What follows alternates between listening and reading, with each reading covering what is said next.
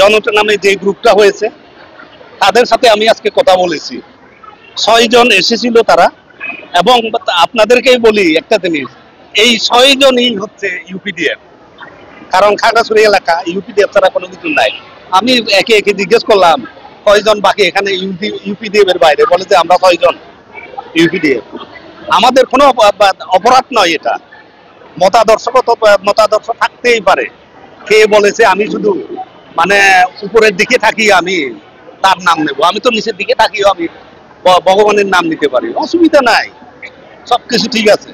হ্যাঁ, কিন্তু বিষয়টা হচ্ছে যে এই স্কোপটা আমি দেবো কেন তাদেরকে?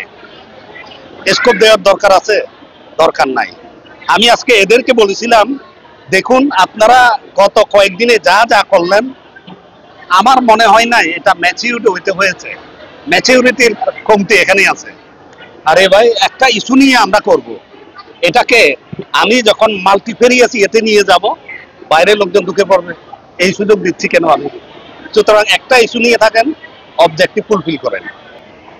পার্বত্য এলাকা, পার্বত্যবাসীদের, পাহাড়িদের আরো স্পেসিফিক, তারা কিন্তু সবসময় স্লোগান দেয়, একটা স্লোগান, সেনা হটাও।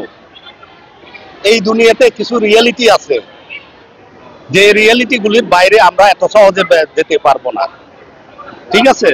আর এমনও হবে, এমন দিন আসবে আমরা তাদেরকে জোর করে ধরে রাখলেও রাখতে পারবো না।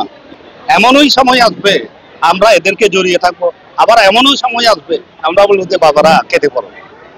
সুতরাং এটা সময় এবং কন্ডিশনস। আমরা সব সময় একটা জিনিস বলি, যাহা কিছু এই দুনিয়াতে ঘটে থাকে কন্ডিশনাল। সুতরাং কন্ডিশন যখন ফুলফিল করবে আমরা চাইবো অথবা বিতরণ করব। সব মিলিয়ে একটা ভালোর দিকে কেন অ্যাডভান্স হতে পারতেছে না। শুধু এই প্রার্থনা, মা দুর্গার আশীর্বাদে আমরা সবাই যেন মঙ্গলের পথকে খুঁজে পাই। মা দুর্গার আশীর্বাদে আমরা যেন সবাই শান্তিতে থাকতে পারি, ভালোভাবে থাকতে পারি, ভ্রাতৃত্বপূর্ণ সম্পর্কটা আমাদের বজায় থাকুক চিরতরেই, এটা প্রার্থনা করি, এটাই আমার কামনা।